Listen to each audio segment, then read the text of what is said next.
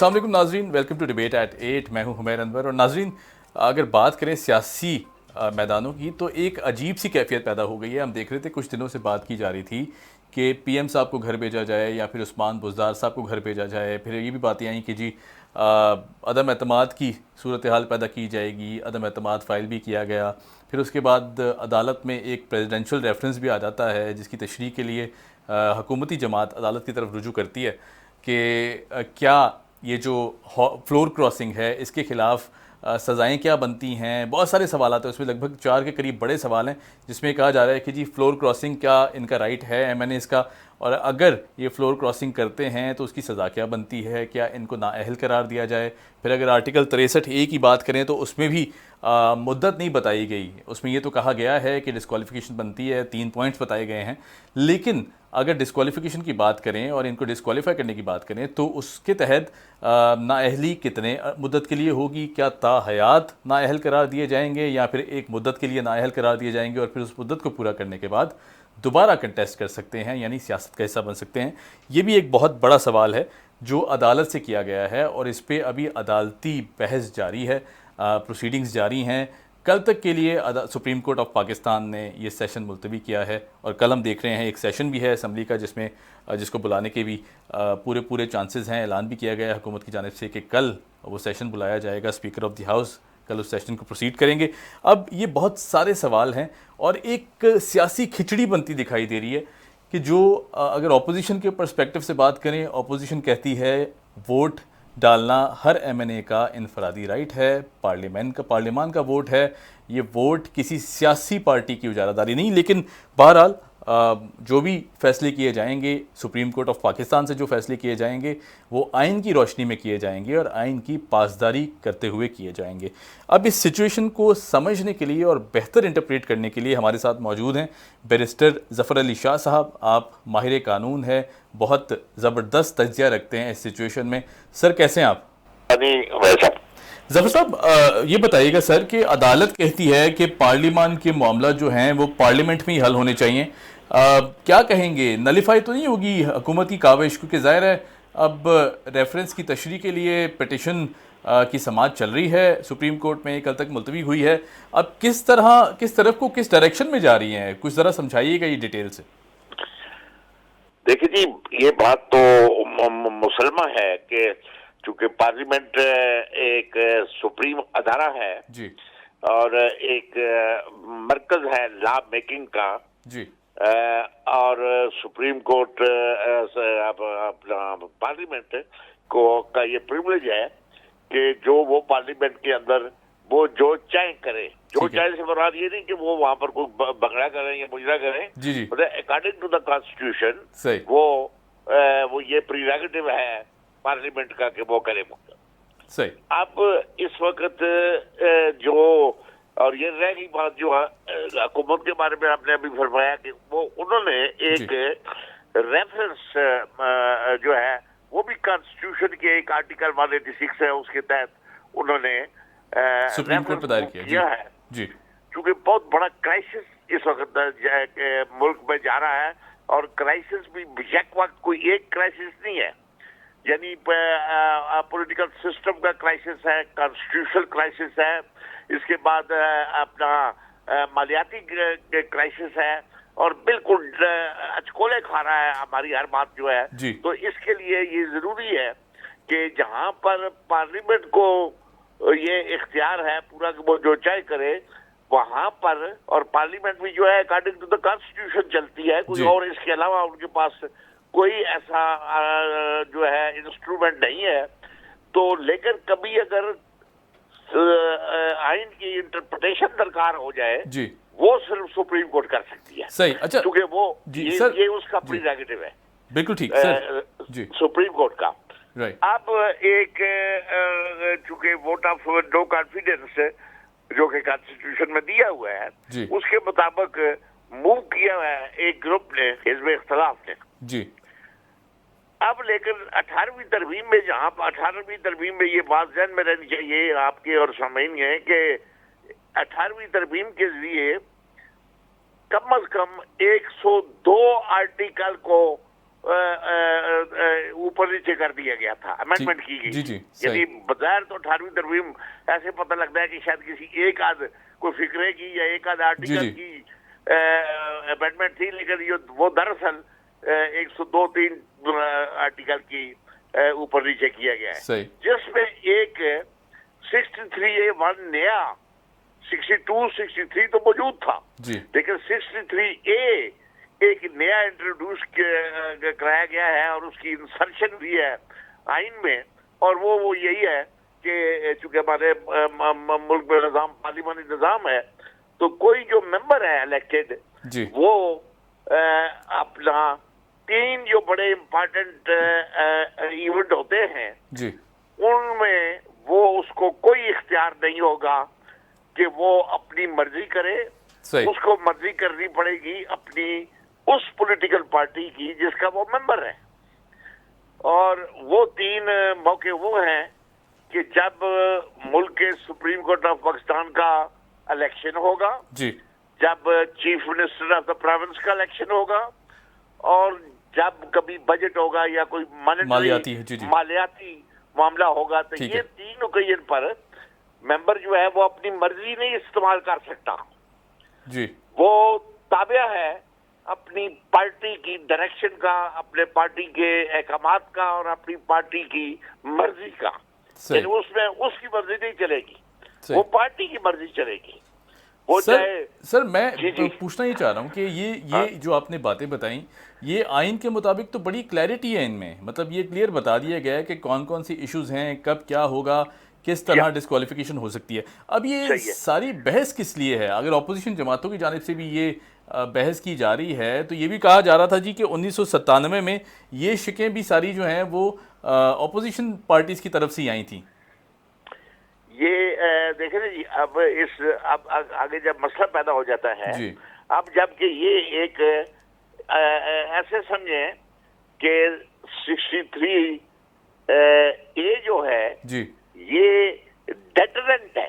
ठीक है ये जिस तरह कोई मुल्क जो एटमी ताकत है जी वो इसलिए नहीं बनाता कि चलाए ही चलाए या उसको चलाना वो तो एक अलग इशू है, लेकिन वो डेटरेंट है, जी वो एक खौफ है जो आइन में रख दिया गया है उन मेंबरान है। चूंकि पार्लिमानी निजाम है हमारा, जी जी तो मैं किसी जमात का मेंबर हूँ, आप किसी जमात के मेंबर हैं, जी लेकिन ये हमारे लिए एक रख दिया गया है खौफ, इन 3 मौकों पर आप गड़बड़ नहीं कर सकते।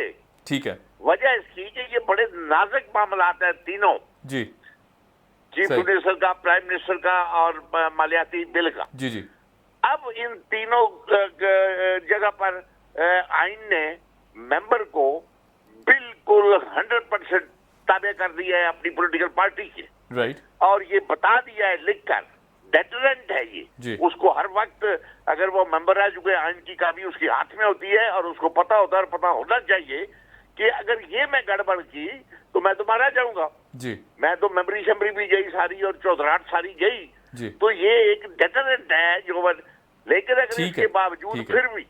जिस तरह अब सूरत हाल बन गई है जी कि कुछ हजरात जो हैं जो कि ट्रेजरी बेंचेस के मेंबर हैं, जी रूलिंग पार्टी के पीटीआई के मेंबर हैं, वो पीटीआई का मेंबर होते हुए, जी पीटीआई का इलेक्शन लड़ते हुए, उनका टिकट लेकर जीत कर हाउस के अंदर आने के बाद अब वो कह रहे हैं कि ये तीनों बातों में से एक बात पैदा हो गई है, वोट जी। ऑफ नो कॉन्फिडेंस का मोशन मूव हो गया है हिज़्ब इख्तिलाफ की तरफ से। जी तो वो आप कहते हैं नहीं जी हम भी जो है हम हिज़्ब इख्तिलाफ का साथ देंगे और अपनी गवर्नमेंट को वोट नहीं देंगे, ठीक है, गिरा ठीक देंगे है, अपने जी। लीडर को या अपने उसकी हुकूमत गिरा देंगे। अब ये जो टिकलिश मामला है वो इस जगह बनाकर रुक गया है, जिसकी वजह सही से सही गवर्नमेंट ने किया है सदारती रेफरेंस की किया तशरीह। है जी जी ठीक है कि जनाब अब बताएं अब क्या है। राइट। अच्छा अब- सर शाह जी, साहब जी। मुझे ये बताइएगा कि आर्टिकल 63A को अगर हम रखें और उसको नज़र में रखते हुए, अब ये बहस तो अपनी जगह है, अब चल भी रही है, सुप्रीम कोर्ट में भी मामला प्रोसीडिंग्स पे हैं, कल तक का सेशन मुलतवी किया गया है, मजीद भी डिस्कशन होगी। अब अगर फ्लोर क्रॉसिंग की बात की जाए तो क्या वाकई नाअहली बनती है अपनी पार्टी में होते हुए किसी और पार्टी को वोट डाल देना? इस पे क्लियर स्टांस क्या बनता है कि वाकई नाअहल हो जाएंगे फौरन?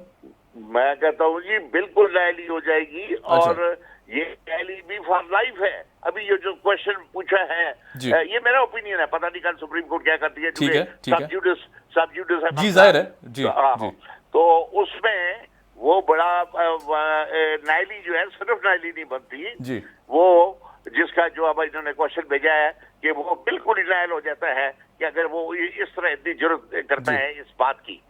और ये आप ये भी अंदाजा लगाए कि अपनी पार्टी की ये एक किस्म का अगर कोई क्रॉस करता है ये सुसाइडल भी है।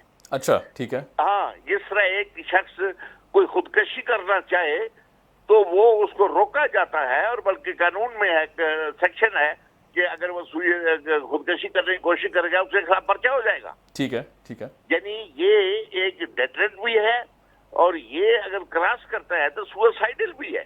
सही। अच्छा शाह साहब, ये भी कहा जा रहा है कि इनफरादी राइट है हर पार्लियामेंटेरियन का कि वो अपनी मर्जी से चाहे जिसे भी वोट डाल दे, जब डालना चाहे डाल सकता है, पार्टी प्रॉपर्टी नहीं है वोट पार्लियामान का है। क्या ये भी तासुर दुरुस्त है? ये भी तासुर क्रिएट किया जा रहा है? नहीं, ये इसीलिए तो 63 बनी है। इन तीन चीजों के अलावा वो उठकर तकरीर करता है अपनी हुकूमत के खिलाफ, अपनी पार्टी के खिलाफ करता रहे। कोई और मसला आ जाता है, रेजोल्यूशन आ जाता है, उसमें करता रहे, वो सही, वो फ्री है। लेकिन इन तीन बातों ने, इन तीन इवेंट्स से ये जो है इस पर आइन ने उसको जकड़ लिया। ठीक है, ये नहीं करेगा। बाकी जो करता रहे वो, मतलब मेंबर है तो मेंबर के सीएम से तकरीर करे, इधर करे उधर करे, रेजोल्यूशन को आता है तो उसकी सपोर्ट करे, उसकी मोहब्बत करे। लेकिन अगर ये तीन मोशन आ गए हैं जी, तो इसमें उसको आजादी नहीं है, क्योंकि एक आर्टिकल 17 है हमारा सही, जो राइट देता है पार्टी बनाने का, राइट ऑफ एसोसिएशन। जी जी। अब वो पार्टी का जिस वक्त बन गया है, पार्टी के नाम पे देखे ना, ये आप इस तरह समझिए कि ये आप तो कराची में बैठे हुए, बेशुमार वहां पर ट्रेड मार्क एक होता है। जी जी, बिल्कुल बिल्कुल। 707 साबुन बनाने वाला है जी, ये उसका जाती है, उसी की कंपनी का जी। कोई और शख्स 707 का साबुन नहीं बनाएगा जी, और अगर बनाएगा तो उसके खिलाफ वो चला जाएगा, कोर्ट में चला जाएगा, और उससे वो न सिर्फ वो ट्रेड नहीं इस्तेमाल कर सकता बल्कि उससे मिलता जुलता भी जो है नाम या उसकी शक्ल या वो नहीं कर सकता। सही। तो इसी तरह वो जबकि वो एक दो कारोबारी शख्सों का आपस में होता है तनाजा, ये तो 22 करोड़ अवाम का तल्लक है इस बात से जी, जी बिल्कुल, इस हरकत से। अच्छा, यानी वो 4-5 मेंबरान की हरकत अगर वो क्रॉस करते हैं तो ये तो मुल्क के सिस्टम को तड़फड़ कर देंगे, डेफिनेटली कर देंगे। अच्छा शाह साहब, मैं एक और सवाल ज़ाहिर है मैं समझ चाहता हूँ कि हम भी समझें और आपके तवज्जुह से आवाम जो देख रही है हमें वो भी समझे। अब अगर वोट डाल दिए जाते हैं, फ़र्ज़ कर लें कोई भी नंबर ले लें, 10 ले लें, 15 ले लें, 5 ले लें, कोई ये 5 MNAs जो बागी MNAs हैं या 10 MNAs हैं, ये वोट डाल देते हैं अपनी पार्टी के खिलाफ और अपोजिशन को फेवर कर देते हैं। अब क्या इनका वोट काउंट होगा? वोट काउंट नहीं होता तो क्या इनके खिलाफ, अगर आप कह रहे हैं जैसे आप आइन कहता है कि ये नाअहल हो जाएंगे, तो फिर ये वोट किसके जुमरे में आएगा? ये पार्टी के साथ है, नहीं है, ऑपोजिशन के पास? बड़ा माकूल आपका क्वेश्चन है, और यही क्वेश्चन है 22 करोड़ आवाम का क्वेश्चन है जी।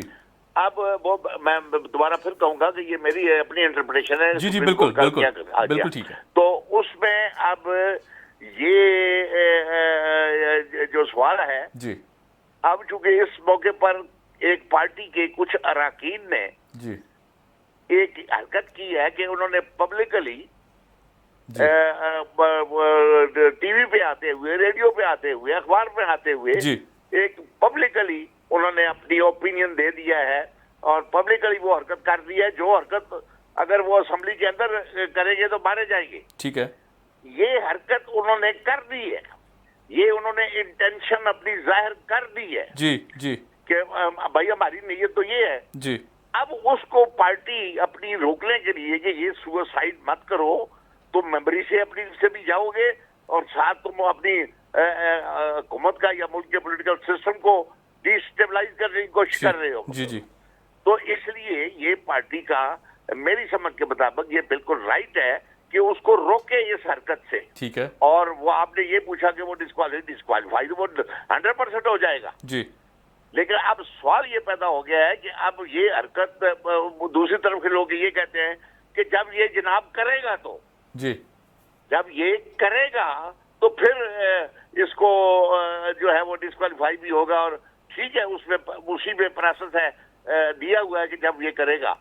अब एक कॉमन सेंस की बात है कि वो तो कर दिया जी उसने अपनी नीयत जाहिर कर दी कि भाई मैं तो, अब पार्टी का काम है कि जो रूलिंग पार्टी है कि वो रोक, मैंने पहले अर्ज किया ना कि ये डेटरेंट है कि उसको रोके इस बात से कि भाई इंसान बनो ये क्या कर रहे हो तुम। सर लेकिन वोट अगर उन्होंने दे दिया है, मैं ये बिल्कुल इससे अगर आगे थोड़ा सा बढ़े, अगर उन्होंने वोट दे दिया है ऑपोजिशन पार्टीज की, यानी अपनी पार्टी के खिलाफ वोट दे देते हैं, अब ये नाअहल हो जाते हैं, ठीक है, अकॉर्डिंग टू कॉन्स्टिट्यूशन। लेकिन अब मेरा सवाल ये है, मैं ये समझना चाह रहा हूँ कि अब इनका वोट कैसे काउंट होगा? अगर ये नंबर काउंट ही नहीं हो रहे, नाअहल हो जाते हैं, तो हुकूमत फिर एक साइड पे नंबर पूरे नहीं कर सकती, ऑपोजिशन को भी वोट नहीं मिलेगा। ये बिल्कुल ये ठीक है आपने कहा है। अब वो आपने पहले ये पूछा था कि इनकी वोट का जो है वो फैसला किस तरह होगा। वो फैसला हाउस के अंदर जो आपने शुरू में क्वेश्चन किया था कि वो प्रीरोगेटिव फिर पार्लियामेंट का है और फिर स्पीकर का है। जी स्पीकर का प्रीरोगेटिव है वो डिसाइड करेगा। अच्छा, क्योंकि ये कोई इसमें पेपर भी नहीं होना, डिवीजन होती है, डिवीजन ऑफ मेंबरान कि जो इस मोशन के हक में है वो इधर चले जाए, जो इस मोशन के खिलाफ है वो इधर चले जाए। ठीक है, तो वो डिवीजन जब हो जाएगी तो वो तो सीधा सीधा उस जिम्मे में आ जाएगा और वो मोशन जो है और उसकी वोट को अब रद्द करना कि अगर जनाब उस इधर अगर वो जाते हैं और उसमें वो दूसरी पार्टी के मोशन के साथ मोशन के हक में चले जाते हैं वो दूसरी पार्टी के, तो स्पीकर जो है ही इज क्वाइट कॉम्पिटेंट कि भाई आप किधर फिर रहे हैं। राइट, आप तो नहीं जा सकते, आप तो 63 के जद में है जी, आप वोट ले। लेकिन ये है एक मूड पॉइंट जिसमें पूरा मुल्क जो है सब डिस्कशन कर रहा है। Point well taken, right. अब आप एक बात और आपने पूछी है कि ये अगर वो कर जाते हैं तो फिर आगे क्या होता है हुकूमत का, यानी हुकूमत की तो नफी फिर भी हो गई जी। वो ये है कि फिर अगर कोई सूरत हाल ऐसी पैदा हो जाती है, देन आर्टिकल है और वो प्रेसिडेंट जो है जी, वो जो पीएम है, प्राइम मिनिस्टर होगा, तो वो उसे कहेगा भाई साहब आप अपनी मेजॉरिटी खो चुके हैं, अब मुझे आप अपनी मेजॉरिटी का वो वोट लेकर दिखलाएं। अच्छा, ठीक है, बिल्कुल सही है, जबरदस्त, ठीक है। अच्छा सर, मैं एक और आखिरी सवाल करना चाहूँगा। अब अगर 63A में नाअहली की ज़ाहिर मुद्दत नहीं बताई गई है, अगर ऐसा हो जाता है तो इस पर भी बहस चल रही है कि ये क्या ताहयात नाअहली बनती है या फिर कुछ अरसे के लिए नाअहली बनती है।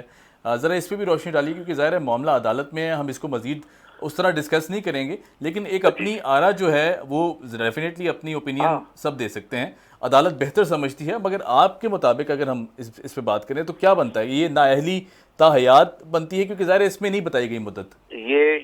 ये ताहयात बनती है, ठीक है। अभी तकरीबन ये अभी माजी करीब की बात है जी कि मुल्क के प्राइम मिनिस्टर को, मुल्क के लीडर ऑफ द हाउस को इस वजह से डिस्क्वालीफाई कर दिया गया है कि भाई आप अमीन नहीं है, सादक नहीं है जी, ओनली ऑन दिस पॉइंट, ठीक है। अब आप मुझे ये बताएं कि ये कोई 4-6 आने की बदयांती तो है नहीं जी। वो शख्स जो वोट नहीं दे रहा और उधर जा रहा है तो वो अमीन तो नहीं रहा, उसके पास अमानत थी, वोट कौम की अमानत है, तो ये अमानत थी उसके पास, तो उसने अमानत में इतनी बड़ी खयानत की कि उसने मुल्क का पॉलिटिकल सिस्टम भी हिला कर रख दिया और खुद भी गर्क हो गया, सुसाइडल खुदकशी कर ली उसने सियासी और अपनी गैप में, वो फॉर लाइफ है। फिर सही ऐसा शख्स जिसके ज़हनी कैफियत ऐसी है वो फिर ही इज डिस्क्वालीफाइड, बिल्कुल remaining period of life. Shah साहब इसमें अगर ये इनका पर्सपेक्टिव देखें, ये जो बागी अरकान असेंबली हैं, अगर इनका पर्सपेक्टिव से बात करें तो ये कहते हैं कि हमें नहीं समझ आ रहे उमूर किस तरफ जा रहे हैं, किस तरह प्राइम मिनिस्टर साहब गवर्नमेंट को चला रहे हैं, कोई सुनवाई नहीं होती, कोई बात नहीं होती, तो ये नाराज़गियाँ भी नहीं सुनी जाती उनकी। अगर इनके पर्सपेक्टिव से बात करें तो क्या ये भी कोई दुरुस्त नहीं कह रहे? नहीं, दुरुस्त कह रहे हैं, तो ये वो उनके लिए वो अपना पार्लिमानी पार्टी है ना जी, पार्लिमानी पार्टी में मैं बताते खुद पार्लियामानी पार्टी में शुमार कई पॉइंट पर मैं डरता रहा, डिफरेंस ऑफ ओपिनियन रहा और लीडर को कहते रहे हम उस वक्त पार्लियामेंट मीटिंग में, not in the house. In the house तो जो है फिर वो डिसिप्लिन आ जाता है ना, तो वो कह सकते हैं भाई आप अगर वो काम नहीं कर रहे थे तो आप कहें, अपनी पार्टी के अंदर कहें। और काम भी फिर मेंबरों के बड़े बड़े अजीब होते हैं ना सर, वो भी बड़े बड़े अजीब होते हैं, वो कोई जरूरी नहीं कि वो पार्टी लीडर जो है वो उसको माने, मतलब इसलिए वो उनका राइट है, वो अलग बैठकर बात करें, हाउस में आकर वो गुस्सा नहीं उतार सकती। राइट सर, बहुत शुक्रिया, thank you so much. Barrister साहब हमारे साथ मौजूद थे। बैरिस्टर ज़फ़र अली शाह साहब कहते हैं कि किसी का इनफरादी वोट नहीं है, वोट पार्टी का है। पार्टी के खिलाफ अगर वोट डाला जाएगा तो इस पर नाअहली बनती है, और ऐसी उनकी राय थी कि नाअहली भी ताहयात बनती है। लेकिन ज़ाहिर है सुप्रीम कोर्ट में और पाकिस्तान में ये केस चल रहा है, समाअत हो रही है सदारती रेफरेंस की, और उसमें बता दिया जाएगा कि क्या सज़ा बनती है। फ्लोर क्रॉसिंग करने वाले MNAs अगर फ्लोर क्रॉस करते हैं तो उस पर क्या सज़ा बनती है। अब कोर्ट की प्रोसीडिंग्स हैं क्या, किस तरफ जाती हुई डायरेक्शन दिखाई देती है, हमें समझा पाएंगे। एजाज़ सईद साहब हमारे साथ मौजूद हैं, सीनियर जर्नलिस्ट हैं, सीनियर एनालिस्ट हैं। एजाज़ साहब कैसे हैं? बहुत शुक्रिया उमर। अच्छा एजाज़ भाई, ये थोड़ा सा समझाइएगा कि सिचुएशन जाती किस तरफ दिखाई दे रही है। कहाँ एक तरफ हम देख रहे थे कि हुकूमत को घर भेजने की बातें की जा रही हैं, दूसरी तरफ हम देखते हैं कि अब एक नई बहस छिड़ गई है कि क्या ये फ्लोर क्रॉसिंग वाले जो हजरात हैं इनको नाअहल किया जाए, कब तक नाअहल किया जाए। ये किस तरफ जाता देख रहे हैं, पूरी डायरेक्शन क्या बनती हुई दिखाई देती है? देखिए, इस वक्त जो सुप्रीम कोर्ट में मामला है उसमें अदालत में एक माहौल इस तरह का है कि इस वक्त जो अटॉर्नी जनरल ऑफ पाकिस्तान है वो अपना मौकफ दे रहे हैं, अपने दलाइल दे रहे हैं। ठीक है। वो अदालत को बता रहे हैं कि जो वोट है वो पार्टी का होता है, और कानून साजी या लेजिस्लेशन जो होती है उसमें जो इंफरादी किरदार होता है किसी शख्स का वो कम होता है, बल्कि ये पार्टी का किरदार होता है जो कि एक एजेंडे के तहत और एक मंशूर के तहत मुंतखब होकर आती है। तो ये बेसिकली उनका जो लॉ पॉइंट यही है। फिर तो ये भी कहना है अटॉर्नी जनरल की तरफ से, ये भी कहना है कि देखिए कि जो 92 में या 90s में जो मामलात हुए उस पर सुप्रीम कोर्ट बहुत सारी बातें कर चुकी है, और अदालत जो है इसमें अदालत जानने की कोशिश कर रही है कि आइन के अंदर और कानून के अंदर कितनी गुंजाइश है कि वो कोई जुर्म अगर हुआ नहीं तो उससे पहले क्या कोई स्टेप ले भी सकते हैं, कोई ऑर्डर जारी भी कर सकते हैं या नहीं। तो इस वक्त जो सीन है कोई इस तरह से है कि अदालत केस को जो फ्री कैन है उनके जरिए समझ रही है, और जाहिर है उसके बाद अदालत अपना माइंड मेकअप करेगी और उसके बाद कोई चीज सामने। अच्छा एजाज भाई, अगर देखा जाए तो कल तक मुलतवी किया गया है। आज भी जो बहस हुई अदालत में, जितनी भी जरा हुई हैं, प्रोसीडिंग्स हुई हैं, उसके मुताबिक अब कहा है जी कल मजीद इसको डिस्कस किया जाएगा। अगर सेशन कल बुलवाया जाता है और फिर उसके बाद फ़र्ज़ करें उसे मुलतवी भी कर दिया जाता है आगे, और अगले सेशन के लिए जब वोटिंग के लिए बात की जाती है, अब इतनी देर में अगर अदालती वर्डिक्ट नहीं आता है, ज़ाहिर है इट टेक्स टाइम, अदालत पूरी तरह उसे समझेगी, फिर उसकी जांच पड़ताल होगी, फिर सवाल जवाब होंगे, उसके बाद ही कोई फैसला सुनाया जाएगा। अगर ये दोनों मामला साथ साथ चलते हैं तो फिर क्या किस तरह देख रहे हैं, क्योंकि ज़ाहिर अगर हुकूमत के ख़िलाफ़ आ जाता है पूरी ये सारी जितनी भी वोटिंग है, हुकूमत पूरे नहीं कर पाती नंबर्स, तो फिर तो एक डिफरेंट सिचुएशन पैदा हो जाएगी। देखिए, पहली बात तो ये है कि अभी वोटिंग नहीं हुई जी। और इसमें एक खास बात ये है कि देखिए अगर इस वक्त जो हुकूमत के इत्तेहादी है जी, वो अनाउंस कर दें कि वो अपोजिशन का साथ दे रहे हैं, अगर कर दे वो जी, तो फिर तो अददी जो अक्सरियत है वो अमली तौर पे खत्म हो जाएगी। फिर तो ऐसे अराकीन जिन्होंने फ्लोर क्रॉसिंग करनी है या अपनी पार्टी लाइन के खिलाफ वोट देना, फिर तो उनके वोट की जरूरत ही नहीं पड़ेगी, नहीं रहेगी। सही जी। अब इसमें एक कानूनी पहलू और भी है कि पीपल जो इस वक्त पाकिस्तान तहरीक-ए-इंसाफ है उसमें कुछ ऐसे अराकीन भी शामिल हुए हैं जो कि आजाद थे, आजाद है, उन्होंने इलेक्शन लड़ा और आजाद ऐसे से इलेक्शन लड़कर वो इस जमात में शामिल हुए, और कुछ ऐसे अराकीन भी हैं जो वोट डालना चाहते हैं जो कि शुरू से ही इस जमात में थे। तो जाहिर है इसके ऊपर अलग अलग ये सूरत हाल है, लेकिन जाहिर टाइम है तो टाइम के ऊपर ये बातें चीजें वाज़ेह होंगी और वोटिंग से पहले ही तो कोई की जा रही है फैसला आएगा। राइट अच्छा एजाज भाई, ये खान साहब बार बार कह रहे हैं कि मेरे पास एक ट्रम्प कार्ड है जो वक्त आने पर बताऊंगा, कभी 26 कहते हैं, कभी 27 कहते हैं, और पीएम साहब बड़े कॉन्फिडेंट भी दिखाई देते हैं ये बात करते हुए। अब ये कौन सा ट्रम्प कार्ड है कि जिसको बार बार रिपीट किया जा रहा है, अपोजिशन को समझाने की बातें की जा रही हैं कि जी ट्रम्प कार्ड है, वक्त आने पर लगाया जाएगा? देखिए, इमरान खान जो इस वक्त वज़ारत उज़्मा की सीट पर बैठे हैं, उनके पास ट्रम्प कार्ड बिल्कुल मौजूद है। वो मुतअद्दिद ट्रम्प कार्ड्स हैं, उनके पास ऑप्शंस मौजूद हैं। एक ऑप्शन उनके पास ये है कि वो अपने तमाम अराकीन कौमी असम्बली को कहें कि वो मुस्तफ़ी हो जाएं। अच्छा। और मुल्क में नए इंतखाबात की एक सूरत बन जाए। जो अपोजिशन का ख्याल है कि वो इमरान खान को ईवान के अंदर से फारग करके एक नया प्राइम मिनिस्टर मुंतखब कराएंगी, तो फिर वो जरा मुश्किल हो जाएगा, क्योंकि अगर ईवान के अंदर से 160 या 150 अरकान इस्तीफा दे देते हैं, तो फिर जाहिर है इतने बड़ी जो तादाद है उसमें ज़मीनी इंतखाब तो नहीं होंगे, फिर तो जनरल इलेक्शन ही होंगे। तो एक तो ट्रम्प कार्ड उनके पास ये है। दूसरी उनके पास ऑप्शन ये है कि वो हिंट करवाते हैं कि सरकारी अफसरान को तैनात करने और उनको सबकदोश करने का अख्तियार भी रखते हैं। तो वो एक किसी शख्स को एक अहम सीट पे तैनात कर सकते हैं ताकि मामलात को वो अपनी सोच के मुताबिक आगे बढ़ा सके। तो ट्रम्प कार्ड्स उनके पास हैं, लेकिन सवाल ये भी है कि क्या वो अमल दरामद कर सकेंगे, ये भी एक बड़ा ये भी एक बहुत बड़ा सवाल बनता है। अच्छा, एक और सवाल है जो मैं करना चाहूँगा, ज़ाहिर है आप बहुत इन डेप्थ रिसर्च रखते हैं, फिर वहाँ मौजूद भी हैं। ये अब जो बागी MNAs हैं, अब ज़ाहिर है हुकूमती अरकान या हुकूमती अहदेदारान इनको खुद कह चुके हैं कि ये बागी हैं, भगोड़े हैं, करप्ट हैं, और बहुत सारे अलकाबात से नवाज दिया गया है इनको। अब ये सारे अगर बागी और करप्ट लोग हैं, तो फिर इन्हें वापस बुलाने की बातें क्यों की जा रही हैं? क्योंकि PTI का हमेशा ये मौक़िफ़ रहा है कि हम करप्ट लोगों को अपने साथ नहीं जोड़ते, हम जो लोग इस तरह की एक्टिविटीज़ में मुलव्वस हैं, हम नहीं चाहते कि वो साथ रहें। अब साथ बुलाने की बातें भी की जा रही हैं दूसरी तरफ। देखिए, इन अराकीन की ज़रूरत हुक्मरान जमात को है जी, और ये अराकीन अच्छे हैं बुरे हैं, ये इस वक्त हुक्मरान जमात की ज़रूरत है, और हुक्मरान जमात उनकी मिन्नत तरले कर रही है। ठीक है। आप देखिए कि शहबाज गिल साहब ने जिस तरह रमेश कुमार से जो गुफ्तगू की और जिस तरह की उन्होंने अल्फाज इस्तेमाल किए और कहा कि जी आप जाली अद्वियात बेचने के लिए आया करते थे। अब सवाल ये पैदा होता है कि जब वो जाली अद्वियात बेचने के लिए आया करते थे, तो उस वक्त तो शहबाज गिल ने या हुकूमत को एतराज नहीं किया, रमेश कुमार बिल्कुल मुसलसल उनके साथ रहे। आज जब वो वोट डालने लगे हैं अपोजिशन को, तो आज वो करप्ट हो गए।